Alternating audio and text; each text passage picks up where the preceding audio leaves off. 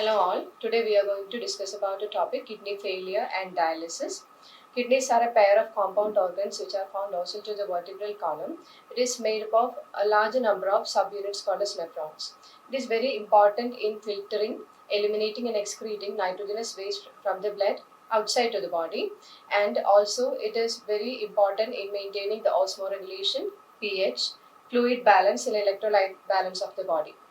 And these kidneys, sometimes they does not functions properly. Sometimes both the kidneys fails to function, which is termed to be a condition called as kidney failure or renal failure. It can be due to two reasons: acute or chronic renal failure. Acute renal failure is a condition which occurs all of a sudden, or something which just happens in an immediate situation, that is due to snake bites or hemorrhages, serious accidents, incompatible blood transfusion, mercury poisoning, etc. Here, very less amount of blood is being filtered by the kidneys in acute renal failure. Chronic renal failure is a situation which is much more worse, in which the functional units of kidney, that is nephrons, are not properly functioning, or their number gets completely reduced, and this affects the normal process of glomerular ultrafiltration and tubular reabsorption, and this causes the increased load of nitrogenous waste such as urea, creatinine in the blood, and also it is a serious health issue condition. Sometimes it becomes lethal and the patient may die. So even if it is in the acute condition or the chronic condition, it is very important that the kidneys need to be supported by an alternative device or an alternative method till even the kidney regains its function, or till kidney is being replaced by a functional kidney. So there are two remedies for this. The first one is kidney transplantation and second one is dialysis. Kidney transplantation is a surgical and much more intrusive process in which the damaged kidney of the patient is being replaced by functional kidney of a donor person. But this is comparatively more expensive and causes a lot of stress to the body of that organ. Sometimes it also it also happens like this, that is, the patient body, it may reject the kidney as a foreign organ, and sometimes the kidney transplantation will be a complete failure and success rate will be very low. And this condition, so dialysis is a life-saving method in which kidneys which are not properly functioning in the acute condition or the chronic condition, the dialysis can be performed by means of an external machine called as dialyzer or artificial kidney. And this artificial kidney or dialyzer is used for dialysing, the process called as dialysing, because the blood is being filtered from the patient's body and it is allowed to pass through a semi-permeable membrane, and the nitrogenous waste from the blood, which is very high load, is allowed to pass through a semi-permeable membrane by normal diffusion. It goes to the outside fluid called as dialysing fluid, and thus the blood is being filtered. So this process is much more successful and can be repeated several times in acute or chronic renal failure conditions. And this crystalloid substances and the waste that are accumulated in the blood can be allowed to removed, or it can be removed through the semi-permeable membrane when it passes through it. There are two types of dialysis mainly, which is hemodialysis and peritoneal dialysis. First, we'll discuss about the hemodialysis. Hemodialysis is the process of removal of nitrogenous waste from a patient's blood, who is having a acute renal failure or chronic renal failure, by means of a machine called as dialyzer machine or artificial kidney.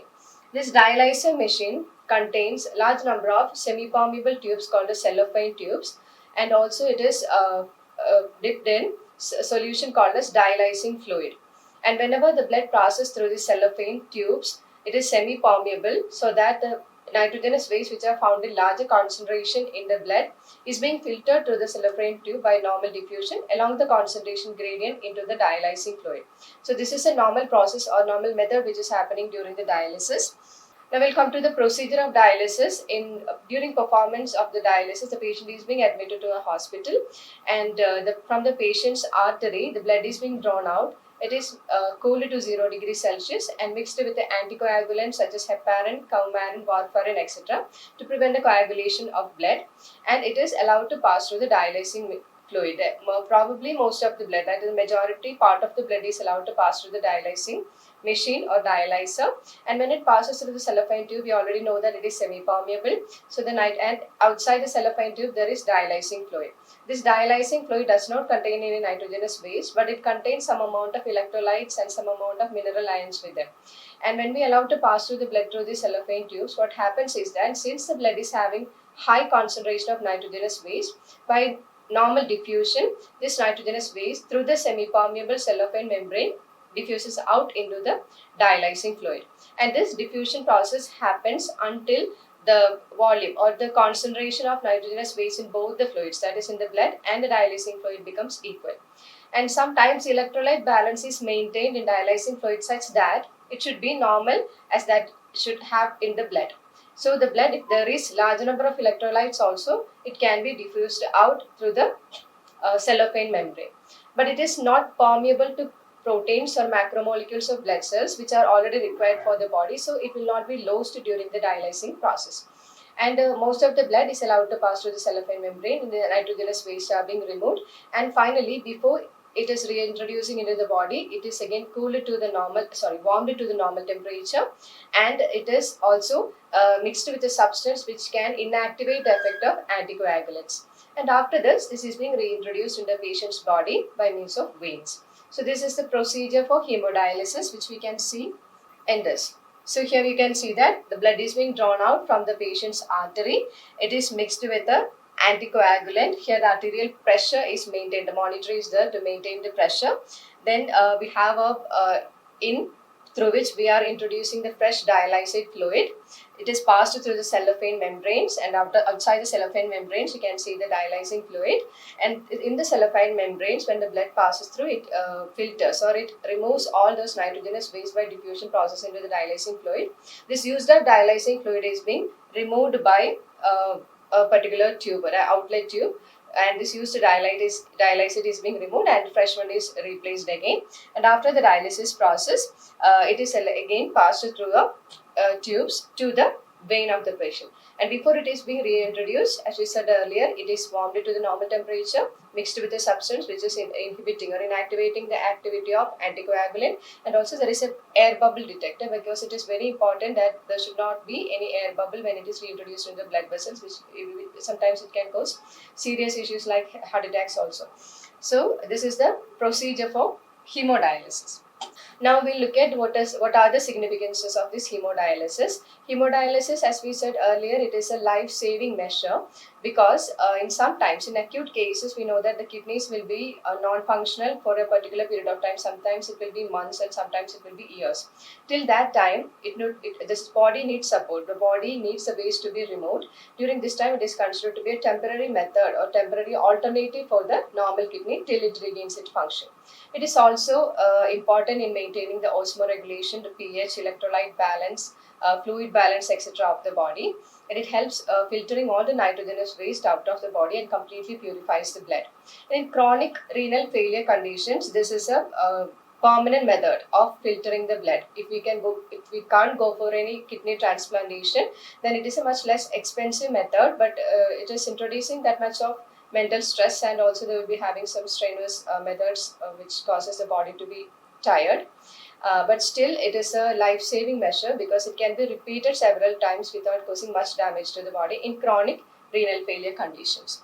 Another thing is that even the patient is going for a kidney transplantation, he needs to undergo hemodialysis before that, because it is very important to have that body supported before it goes to take up a kidney which is coming from the donor's body, which is something which is out of the body. Another thing is that the electrolyte balance can be maintained, because we are keeping the dialysate fluid electrolyte balance as to be maintained as in the blood. So if the blood have large number of electrolytes, then that can be removed and balance can be maintained by the concentration in the dialysing fluid. Also, we can enrich the blood by introducing nutrients, like we can add large amount of glucose, and this can be introduced in the blood, because the glucose can diffuse into the blood while this dialysis process, which replenishes and gives a nutritious situations to the blood after the dialysis process. So this is about the hemodialysis. Now we look at the drawbacks of the hemodialysis. One important thing is that we are taking large amount of blood outside the body into a machine. So that always sometimes it can causes some issues that the body cannot be compatible with that method.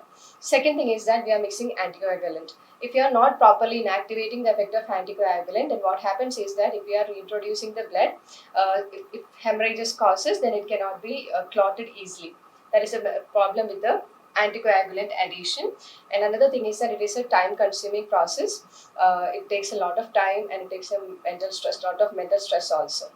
Next method is peritoneal dialysis. Peritoneal dialysis is a more convenient and it is a much less time consuming method than that of the hemodialysis, but it cannot be considered as that much efficient as that of hemodialysis, but still it is considered to be an alternative for hemodialysis in patients which are having less severity with the kidney failure. So here we are performing a method called as continuous ambulatory peritoneal dialysis, which is abbreviated called as CAPD. So here we are not taking the patient's blood outside the body. Instead, within the body, you are performing this dialysis. The procedure is like this. The patient's body, we are introducing a dialysing fluid into the peritoneal cavity or the abdominal cavity. So peritoneum is a lining of this abdomen which acts as a semi-permeable membrane, and you are introducing a fresh dialysate into the peritoneal cavity. And what happens is that when the blood flows outside this peritoneum, it is having large amount of nitrogenous weight with high concentrations, and by normal diffusion process it diffuses into the peritoneal cavity dialysing fluid through the peritoneal lining, because the peritoneum is semi-permeable.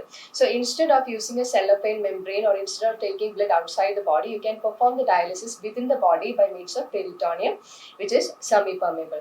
And here you are introducing fresh dialysate, and after this is being introduced with a large amount of nitrogenous base, this is removed by a needle and fresh dialysate is reintroduced with another needle. So this process repeats for several times, and also the body is allowed to remain with this dialysate fluid for a long time, and this helps lot of removal of the nitrogenous waste. But this method is also effective but cannot be considered that much efficient as that of hemodialysis, but still this is reliable also.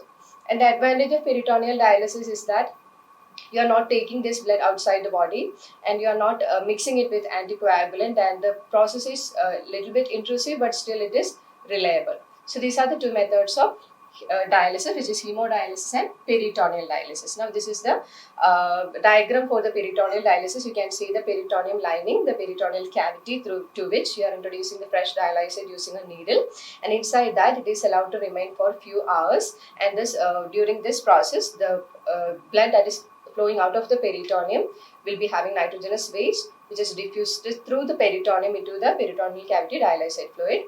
This contaminated dialysate fluid is being removed by another needle, and you are reintroducing the new dialysate fluid. Like that, it can be performed.